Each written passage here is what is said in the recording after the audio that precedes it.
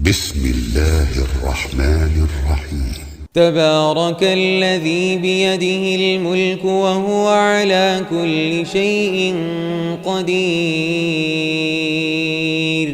الذي خلق الموت والحياة ليبلوكم أيكم أحسن عملا وهو العزيز الغفور الذي خلق 7 سماوات طباقا ما ترى في خلق الرحمن من تفاوت فارجع البصر هل ترى من فطور ثم ارجع البصر كرتين ينقلب إليك البصر خاسئا وهو حسير ولقد زينا السماء الدنيا بمصابيح وجعلناها رجوما للشياطين وأعتدنا لهم عذاب السعير. Maha suci Allah, maha suci dari sifat-sifat semua makhluk, yang di tangan kekuasaannya lah, yang berada dalam pengaturannya lah, segala kerajaan, segala kekuasaan dan pengaruh, dan dia maha kuasa atas segala sesuatu. Yang menjadikan mati, di dunia, dan hidup, di akhirat, atau yang menjadikan mati dan hidup di dunia. Nutfah pada asalnya sebagai barang mati, kemudian jadilah ia hidup, pengertian hidup ialah karena ia mempunyai perasaan. Pengertian mati adalah kebalikannya. Pengertian lafal al-halku berdasarkan makna yang kedua ini berarti memastikan, supaya dia 364 menguji kalian, atau mencoba kalian di dalam kehidupan ini, siapa di antara kalian yang lebih baik amalnya, maksudnya yang paling taat kepada Allah. Dan dia maha perkasa, di dalam melakukan pembalasan terhadap orang yang durhaka kepadanya, lagi maha pengampun, kepada orang yang bertobat kepadanya.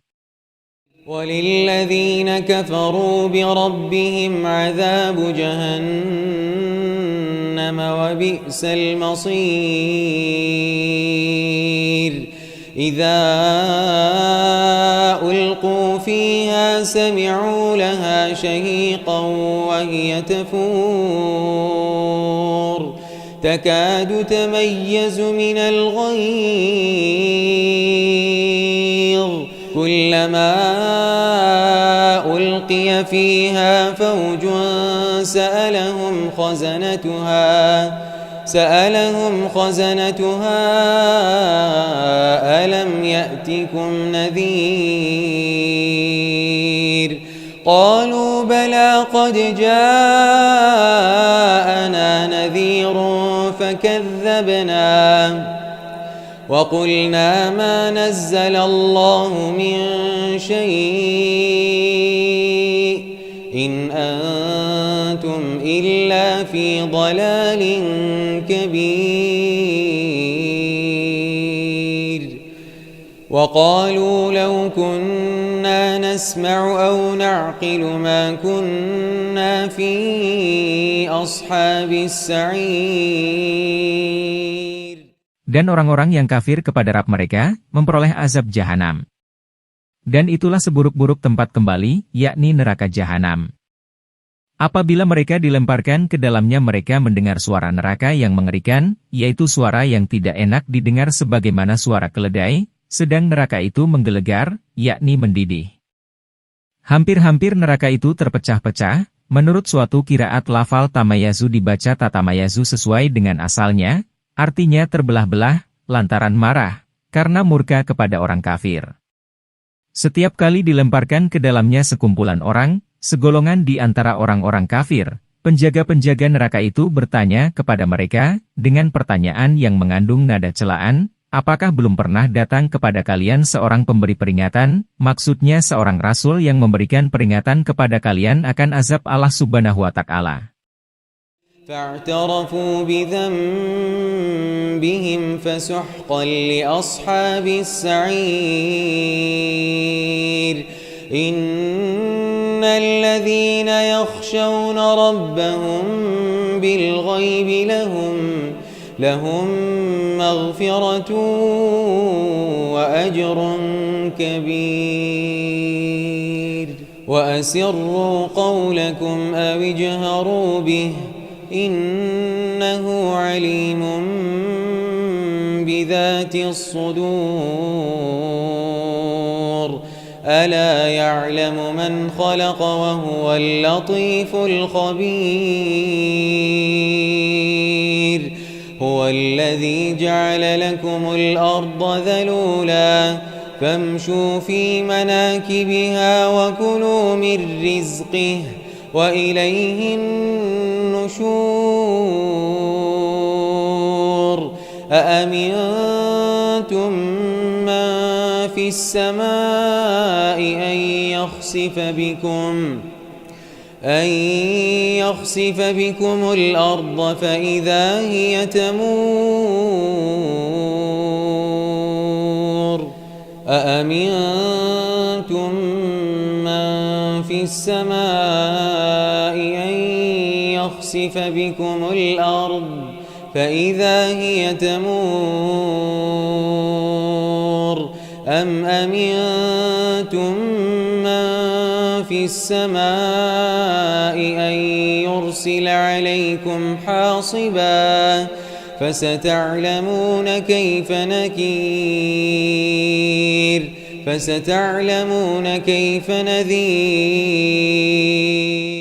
Mereka mengakui, orang-orang kafir itu mengaku di saat tiada gunanya lagi pengakuan dosa mereka, yaitu dosa mendustakan peringatan-peringatan.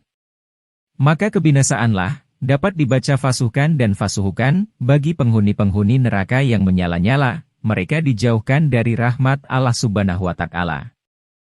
Sesungguhnya orang-orang yang takut kepada Rabb-nya, mereka yang takut kepadanya, dalam sendirian, sewaktu mereka tidak kelihatan oleh orang lain, mereka tetap taat kepadanya. Dengan demikian berarti bila mereka berada secara terang-terangan maka lebih takut lagi, mereka akan memperoleh ampunan dan pahala yang besar, yang dimaksud adalah surga.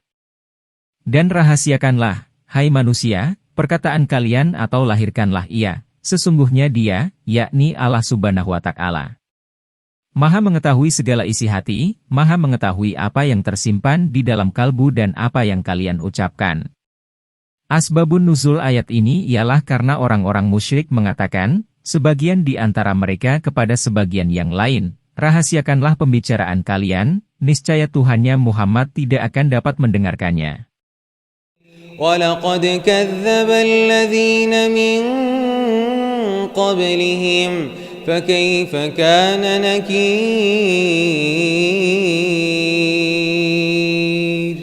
أَوَلَمْ يَرَوْا إِلَى الطَّيْرِ فَوْقَهُمْ صَافَّاتٍ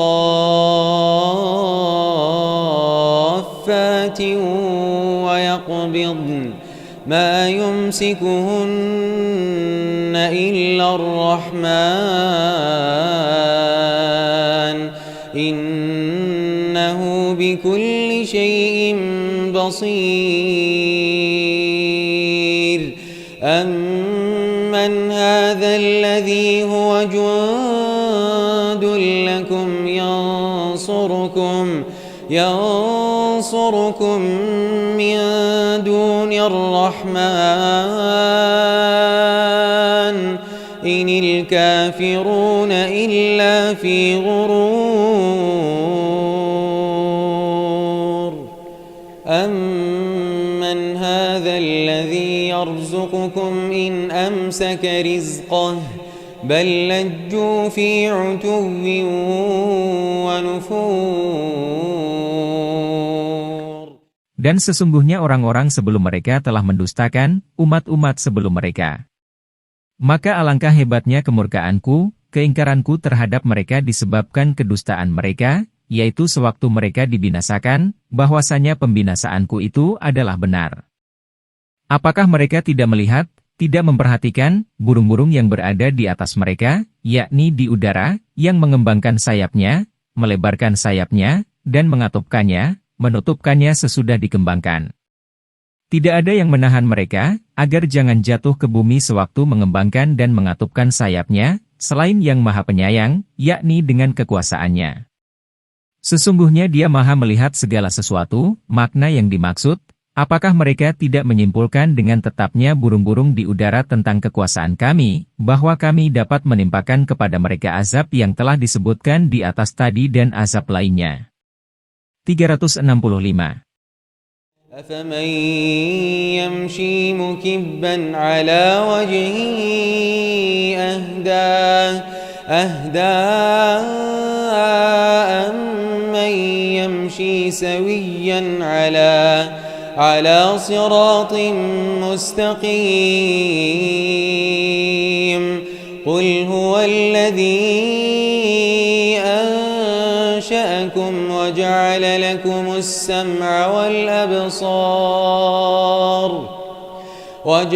لكم السمع والأبصار والأفئدة قليلا ما تشكرون قل هو الذي ذرأكم في الأرض وإليه تحشرون قل هو الذي ذرأكم في الأرض وإليه تحشرون ويقولون متى هذا الوعد إن كنتم صادقين قل إنما العلم عند الله وإنما أنا نذير مبين.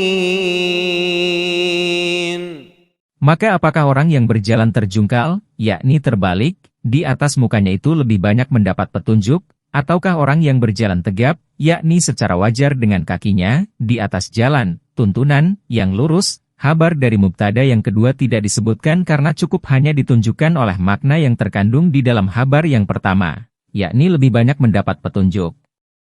Perumpamaan ini menggambarkan tentang keadaan orang yang kafir pada permintaan yang pertama, dan orang yang beriman pada perumpamaan yang kedua, yakni manakah di antara keduanya yang lebih banyak mendapat petunjuk?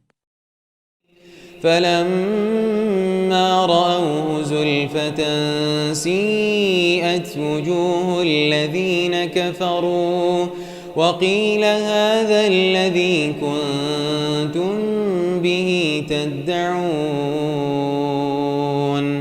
قُلْ أَرَأَيْتُمْ إِنْ أَهْلَكَنِيَ اللَّهُ وَمَن مَّعِيَ أَوْ رَحِمَنَا فَمَن يُجِيرُ الْكَافِرِينَ مِنْ عَذَابٍ أَلِيمٍ